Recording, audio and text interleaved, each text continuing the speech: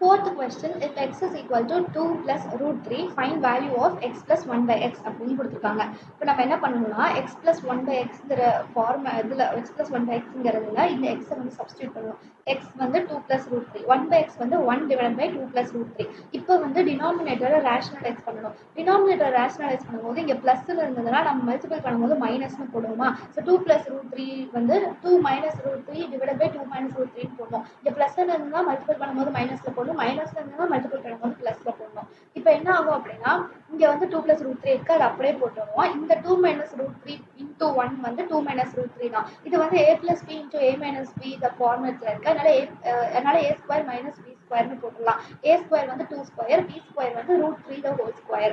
இப்போ என்ன ஆகுதுன்னா 2 plus root 3 plus 2 minus root 3 போட்டு 2 square வந்து 4 minus root 3 the whole squareல root 2 power 2 cancel ஆயிடும். ஸோ 3 மட்டும் பாக்கி இருக்கும். இப்போ வந்து 4 minus 3 1 தான். இப்போ இங்க இருக்கிற root 3 plus root 3 இருக்கு, இங்க இருக்கிறது minus root 3 இருக்கு. அதனால plus 2 minus கேன்சல் ஆயிரும். ஸோ 2 plus 2 வந்து 4. அவ்வளவுதான் இந்த சம்.